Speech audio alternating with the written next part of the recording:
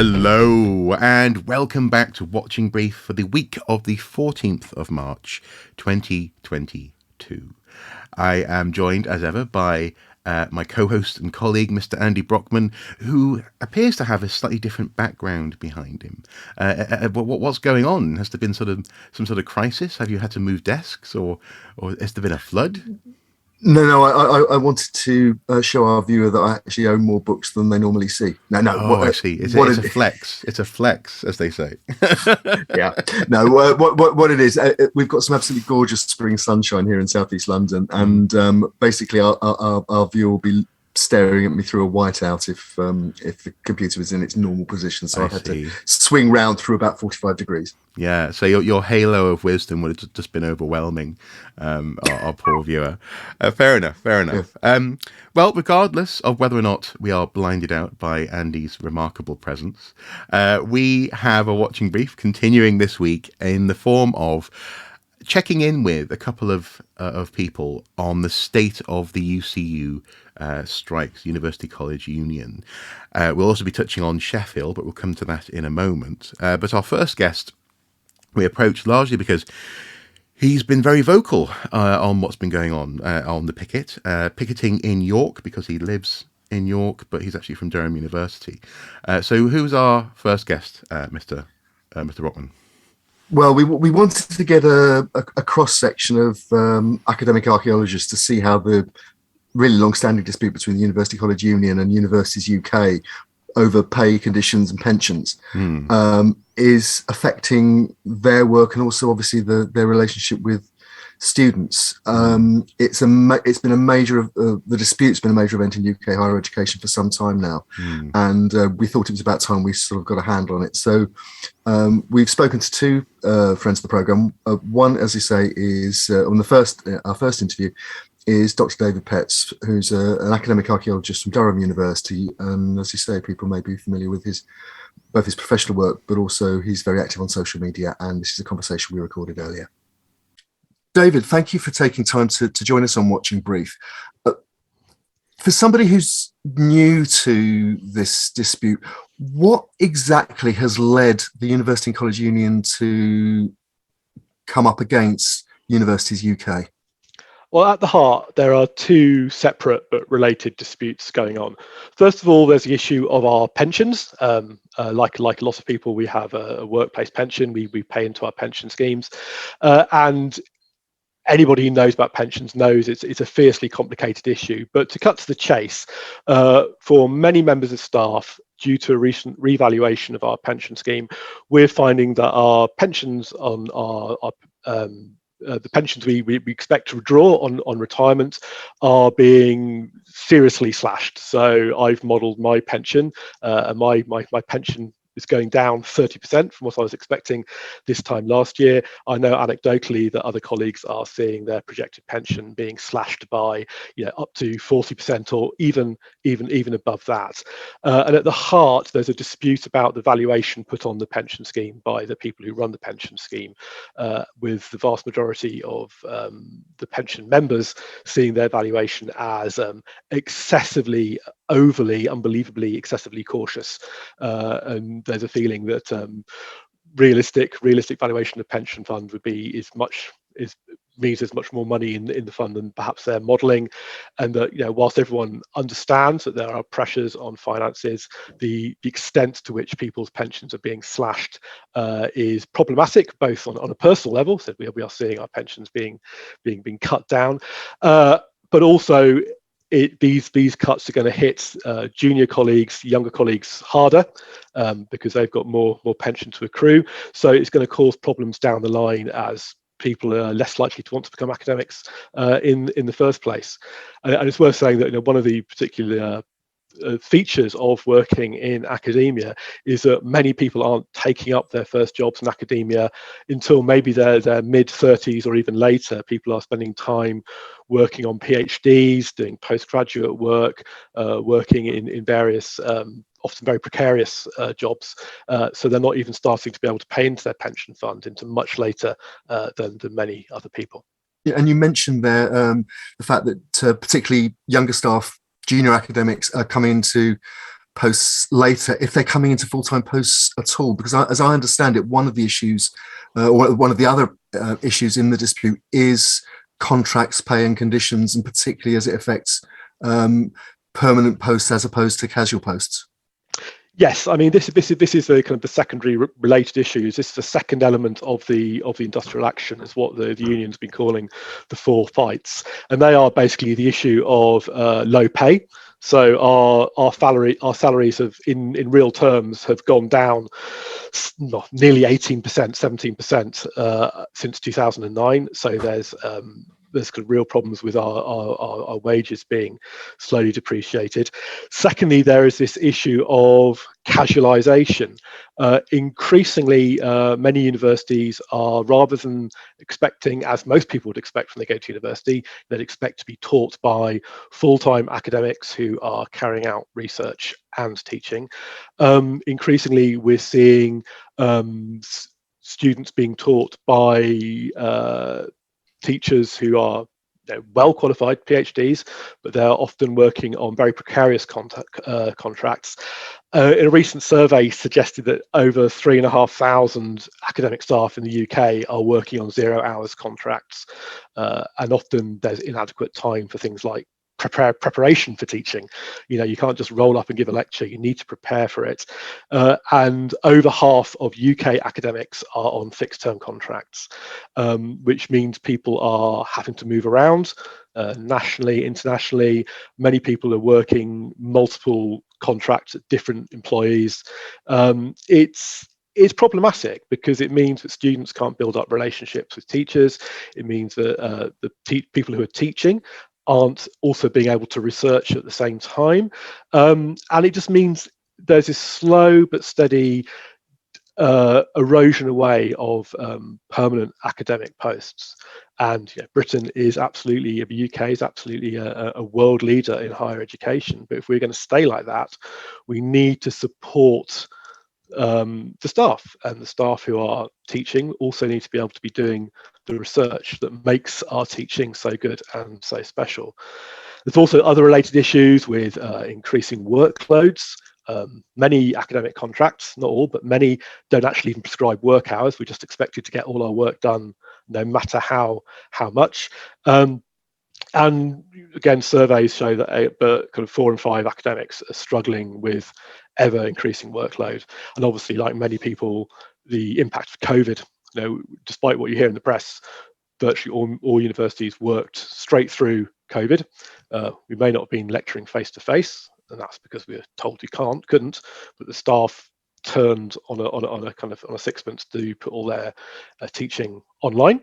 So, all archaeological departments I'm aware of were delivering full teaching online as soon as they could, which meant we had to learn Zoom, we had to learn editing software, we had to learn how to make graphics, which worked online. We had a huge learning curve to deliver everything online, whilst at the same time, again, much of the population, we were working at home with having to deal with childcare and homeschooling and all those other pressures. But we've come straight out of that to have lots of nice emails from the university saying they appreciate our work, but we're going to reduce your pension by 30 to 40%. So not surprisingly, people are feeling a little aggrieved about that. And then finally, there's issues about inequality in the sector. There's a big pay gap, gender pay gap. There's a big racial pay gap, and there's a big disability pay gap. And there's a sense that universities aren't taking this seriously. It's interesting you mentioned those issues such as gender pay gaps and pay gaps between people from different ethnic backgrounds and so on, because it strikes me that many of the issues that you're talking about are actually common across many industries and particularly in the public sector. That is, areas of work that are paid for essentially by taxpayers or council taxpayers, certainly in the UK. Now, I'm sure that Universities UK will probably say, if they were on this interview, University UK will probably say that they're dealing with a very difficult financial situation and an even more precarious financial situation now than maybe even was a few months ago with the current pressures on things like simple things like fuel costs and so on, and that taking a dispute to industrial action at this stage isn't helpful, particularly when students are trying to adjust back to a proper learning experience. How do you respond to those kind of questions? Well, I think first of all, I agree. There's never a good time for industrial action. Nobody wants to go on strike. I mean, I've lost thousands of pounds through being on strike recently. Just a reminder that when we strike, we don't get paid, so we are taking a big financial hit. It's not something anybody does lightly. Also, this isn't something which has just suddenly sprung up. We've been trying to deal with these issues, trying to work with universities for years.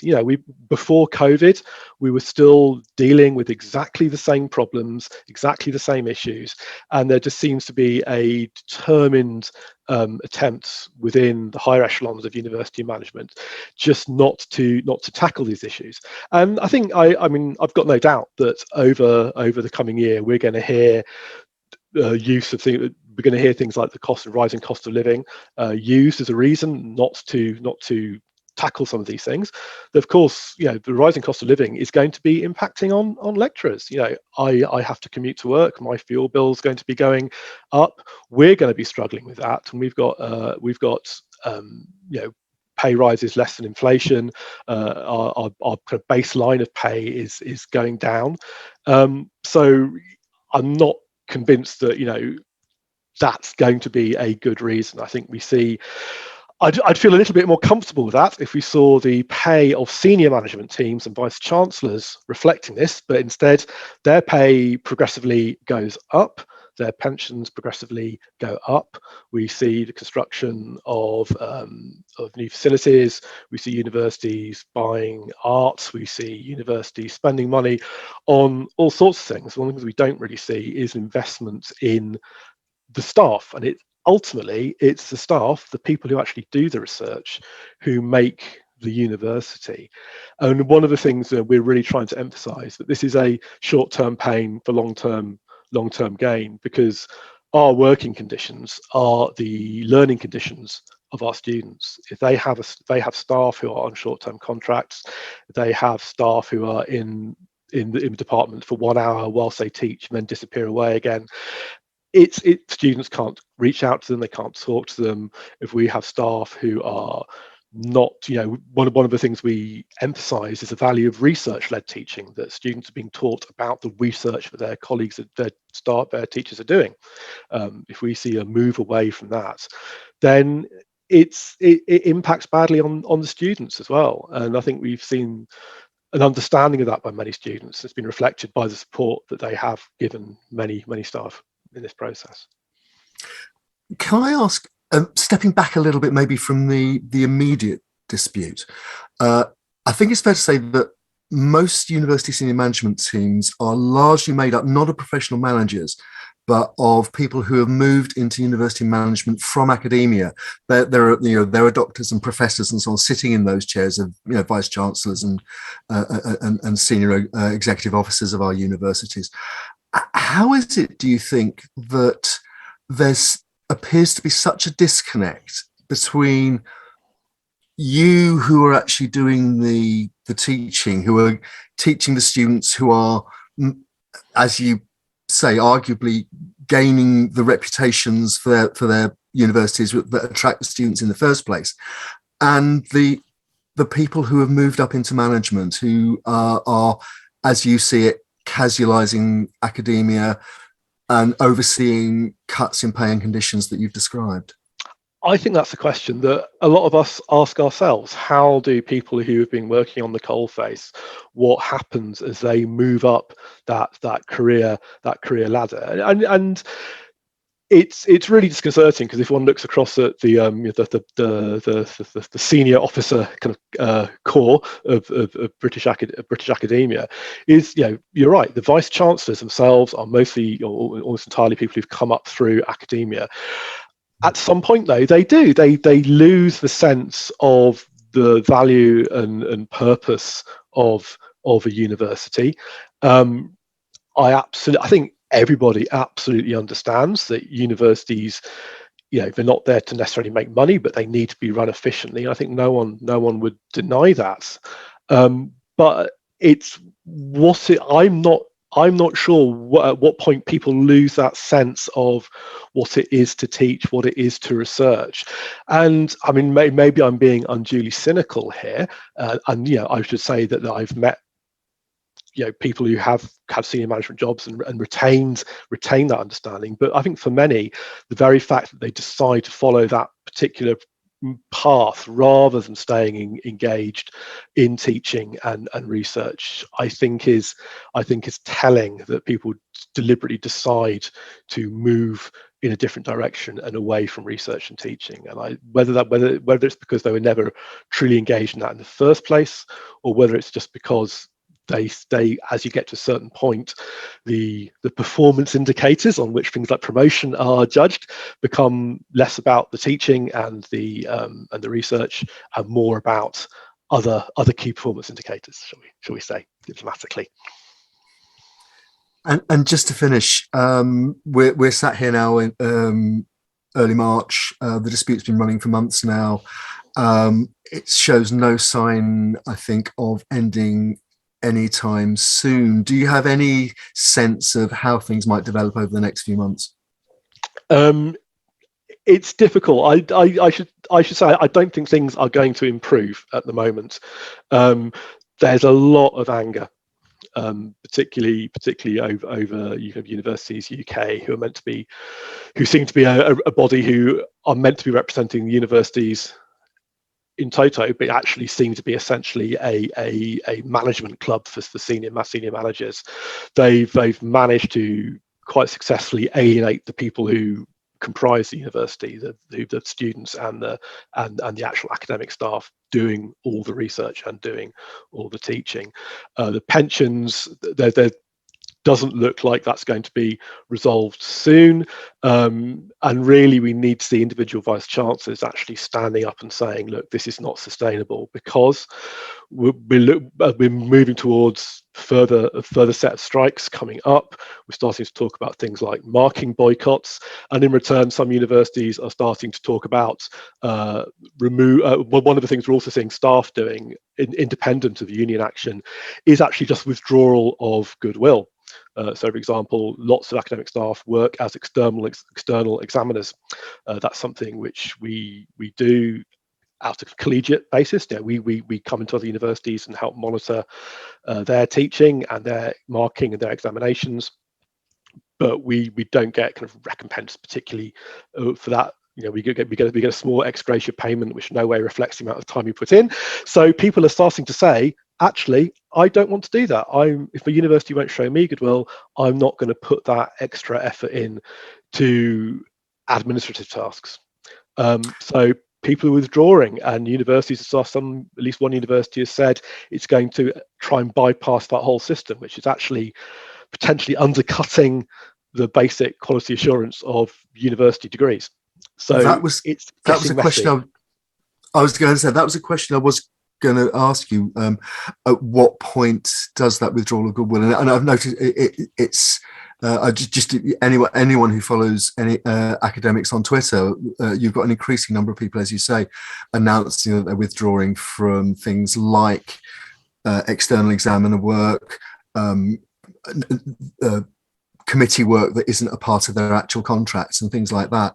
At what point, I mean, in terms of your own, just as an example, but without telling tales out of school, obviously, but at what point for a department like yours at Archaeology at Durham does that kind of withdrawal of goodwill labour become really very difficult for you? There's a big difference between the things which impact on us at department level. So things like external examinations is a problem. If we don't have external examiners, we are unable to officially sign off on our degrees unless the university decides to change its regulations, which, and again, there's a big debate about whether that is allowable. But a lot of the goodwill we have, like any kind of office-based thing, we have increasing levels of what I think a lot of people feel is fairly pointless bureaucracy, kind of stoking the bureaucratic processes above department levels. And I think certainly we're seeing withdrawal of people wanting to sit on committees, wanting to do things, because we're not, at the end of the day, as academics, our priorities, what we come into the job to do is to research and to teach. And I think people are starting to say that, yes, we need to keep the wheels turning. We need to show goodwill, but we're getting to the point where we're having to make hard decisions about literally, what can we do? What can we keep on doing when people are working kind of 40, 50-hour weeks? And something has to give, and it's going to be that admin stuff. And ironically, it's the stuff which actually we value most, the pointless bureaucracy, the higher levels of university seem to particularly value, certainly by the level of amount they're increasing it continually. So I think that's going to be the sticking point. Once the senior management team starts seeing a lack of engagement by staff in that kind of bureaucratic nonsense, that they might start taking notice. But it's not looking good. It's not looking good. There's the Universities UK and the Vice Chancellors showing no sign of compromise, neither of the staff. And on that perhaps rather depressing note, I think that's probably a good point to end this conversation, and we'll wait and see what happens next. David Petts, thanks very much for joining the Watching Brief. Thank you. So that was quite an interesting conversation. There are a couple of points that I feel I want to have a quick touch on at the end of this week's Watching Brief. We'll come back to it. But now we move on to our second guest, Andy, who we've had on the show before. That's right. We also spoke to Professor Umberto Alberella from Sheffield University. We've spoke to Umberto a number of times over the last year because of the threat to close the archaeology department at Sheffield and the ongoing dispute over that. And we wanted to speak to Umberto for two reasons. One is to talk about the national dispute and how it's affecting them and their students at Sheffield, but also to catch up on how the local dispute that they're having over the archaeology department is playing against the background of the national dispute. Yes. So again, here's the conversation we recorded with Umberto. To begin with, Umberto, thank you for joining us.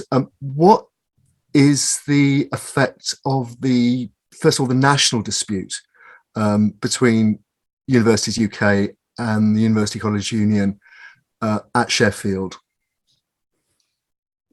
Thanks, Andy. Well, first of all, thank you very much for having me here once again. Thanks to both of you. It's always a pleasure talking to you. As far as the national dispute and its connection with the local dispute is concerned, well, obviously, you will not be surprised to hear that a lot of focus has been on the national dispute because it has been so intense, okay? But we are also formally in a dispute on local issues that regard mainly the Department of Archaeology and the School of Languages and Cultures. And this is very much an active dispute. In terms of specific activity related to the local dispute, at the moment, we are in a kind of pause because we have been asking questions to the management of the university. And I mean, we're still waiting for some reassurances and answers to that. However, let me say something which I think is important and will be of interest for everybody to hear. Many of us, if not all of us, regarding the two disputes as one. In what respect? Obviously, the demands are very different, but I think both disputes regard really the soul of the university, in which direction the university is going. And, the kind of issues that are associated with the erosion of salaries, pensions, the inequalities, the overwork, and the constant use of short contracts that concern the national disputes are really very much part of the same style of management that has led to this excessive marketization of the university environment, and also, this tendency to get rid of people like they were objects, or to close departments with great reputations like our department. It's all part of the same management style. So when I'm on the picket line and I'm picketing for the national issues, within myself, I always feel that I'm fighting for my department, because what we want to change is really the core ethos of the university management. So in a way, if you like, philosophically, it's the same battle. Practically, obviously, there are different strategies. Now, since we last spoke, I understand there has been a development on the future of the archaeology department, in that what was likely to be a closure in the relatively short term has now been extended. Can you explain what's happened in terms of the university's decision over what happens to the archaeology department and to its staff? Yes, something that I said from the very beginning, I may even have said on this program, you may remember that, is that I think the decision of closing the department was obviously a reckless and terrible one. But what I kept saying is that what seemed to be even more reckless was this idea that the department would be closed immediately, and basically leaving current students in a kind of awkward situation, in between situation. Anyway, it looks like, surprisingly, or perhaps not so, the executive has listened. And one of the decisions has been that the department will remain open for 2 more years. Of course, they didn't acknowledge the fact that we kept saying that for a long time, and that they are now claiming that it's their own idea, but that doesn't really matter. So basically, the closure of the department has been delayed for 2 years.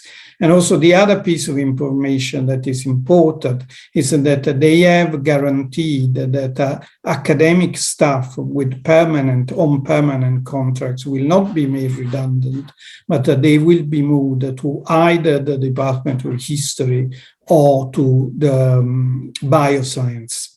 Okay, so that's the decision.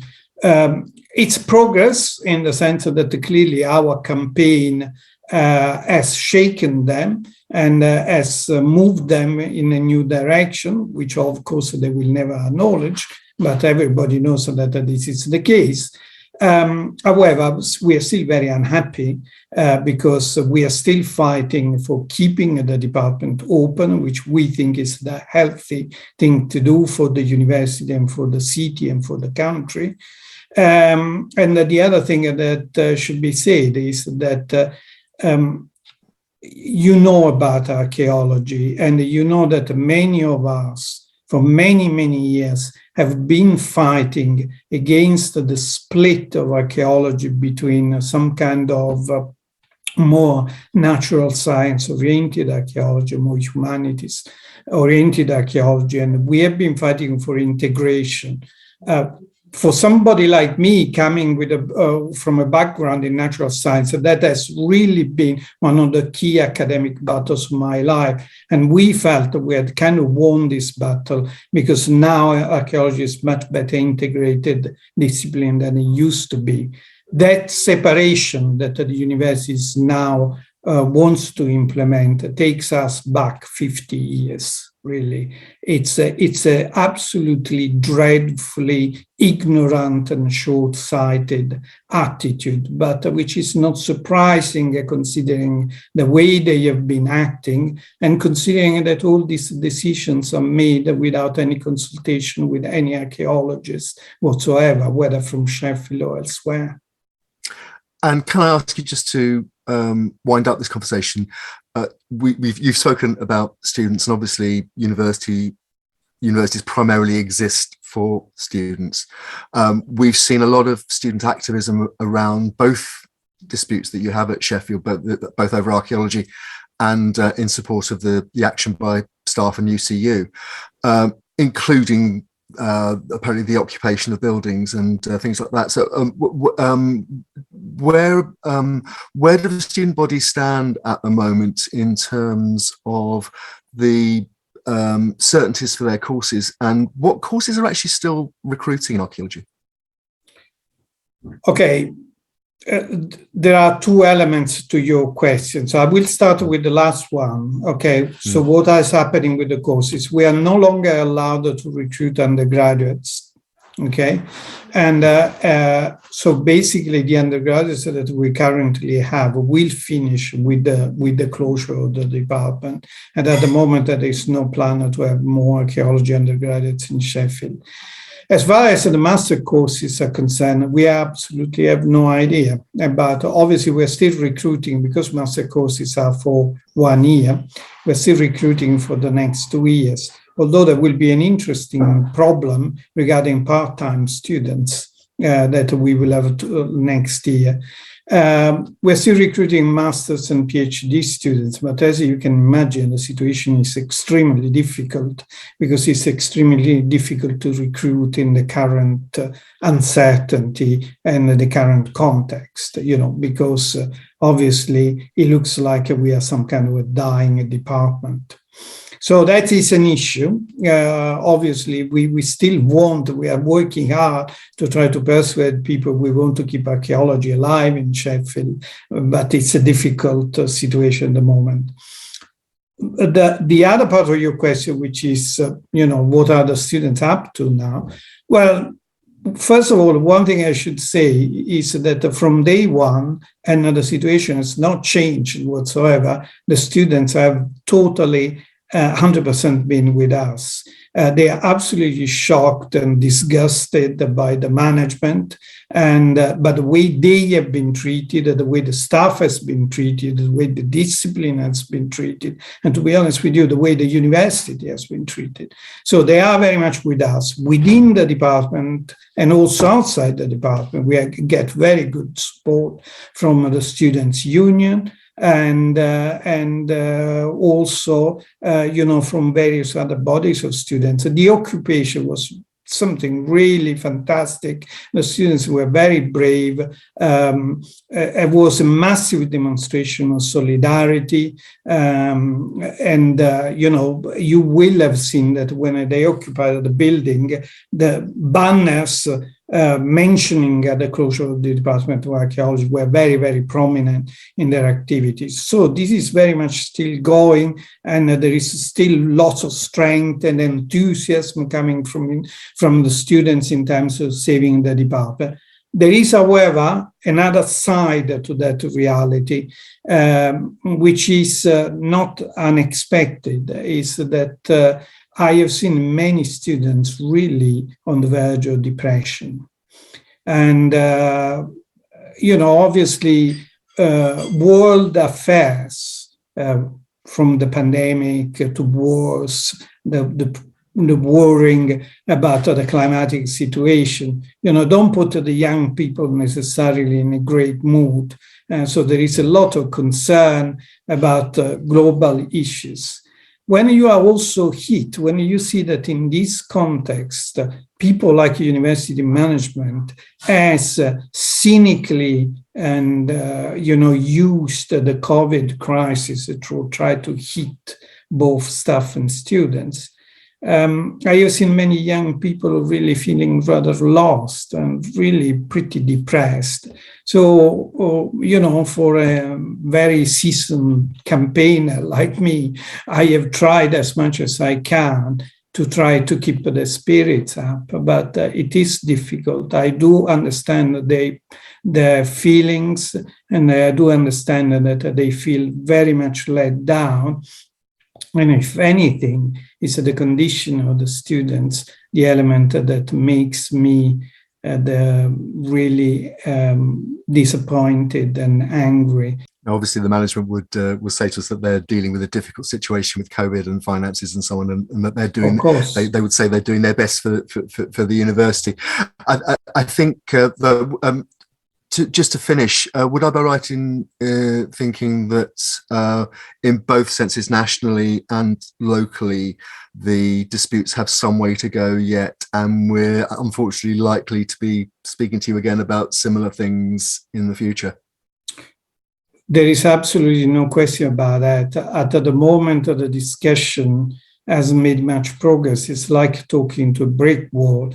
To be honest with you, I expected this from the very beginning. You have to consider that current university management knows perfectly well that although they are really acting against the interest of the population and against the interest of the university and the students and so on, they can rely on the support of the current kleptocracy that we have in government. And therefore, in this kind of context, politically, this was always going to be an extremely difficult battle because of the political context.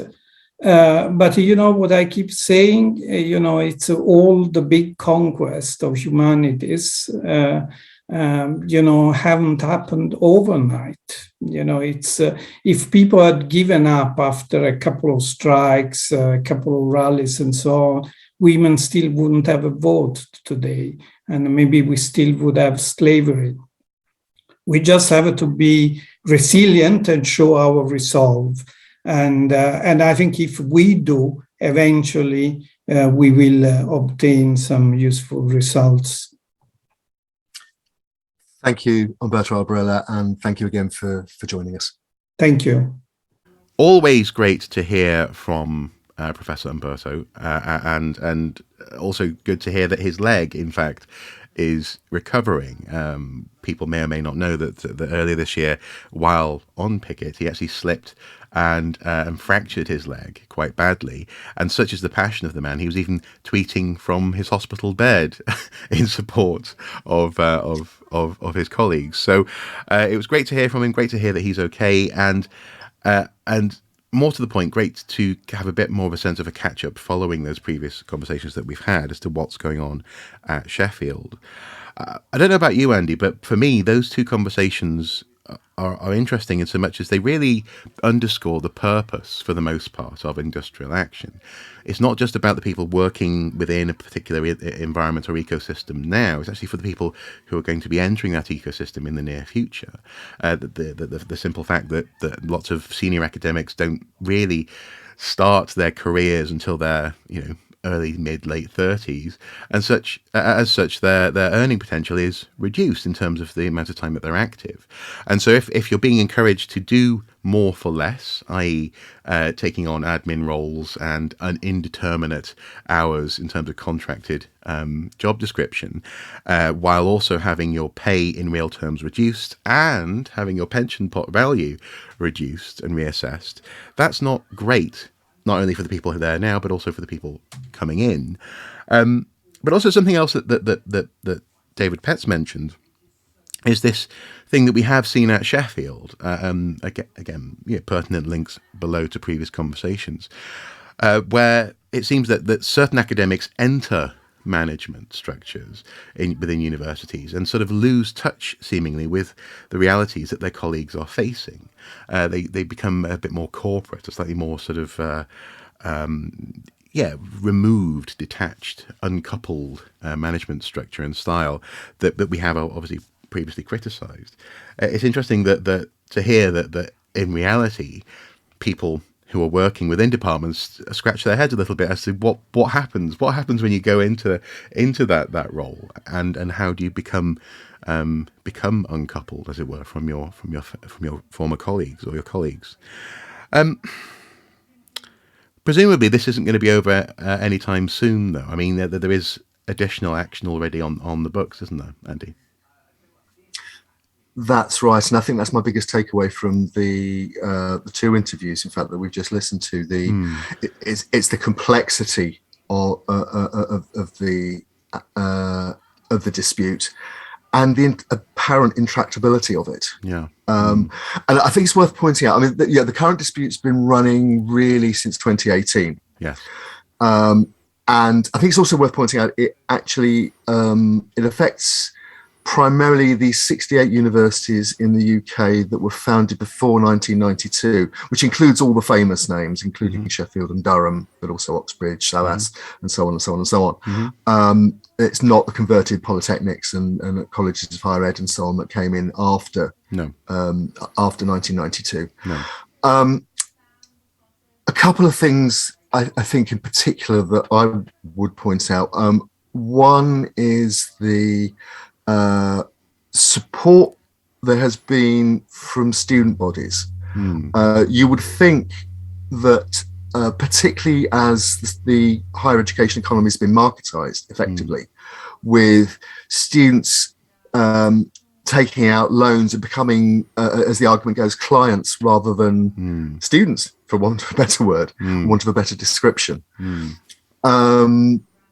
The levels of support have been very high. Whereas potentially you would presume that sort of approach would mean that they'd be wanting what they paid for, as it were, and the inconvenience. That's right. There have been exceptions. For example, Leeds University Union, Students' Union, voted not to support the staff there back last year, but that's an exception. Yeah, I would have more sympathy for university management structures if they weren't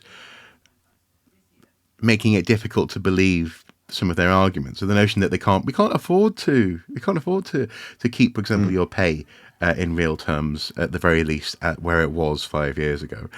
We can't afford to not restructure pension pots, but yet. And I'll choose my university because I feel as though I love the place, but also I can criticize it as a friend. I am irritated by the fact that management's pay keeps on going up. David Petts mentioned this. I'm irritated by the fact that he touched on purchasing artwork. I know that artwork was bought, for example, at Durham University, which was apparently for the edification, inverted commas, of students, but actually the access to that artwork is mediated by a booking system, and it actually lives in the corridors and office space that's frequented by senior management who oversee the university. So actually, really, it's there for the senior management who run the university. It's not actually accessible easily for students, and again, it's hard to describe this in any other way other than sort of corporatization, clientele sort of relationship.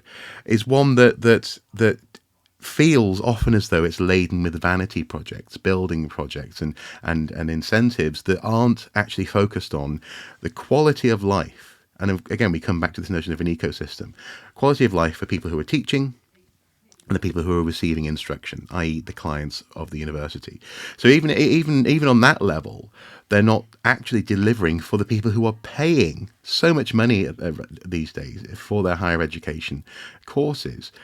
Because if you have an unhappy, stressed, or indeed downright worried person who's delivering your course, or someone who's, for example, is, as you say, who's been brought in on a 0 hours contract in a more casual sense to deliver a particular, maybe couple of lectures within a course, then you're also negating arguably the quality of that education, access to follow-up questions and queries, a sense of collegiate learning as well. This notion of collegium, people learning together, being accountable and relatable and approachable.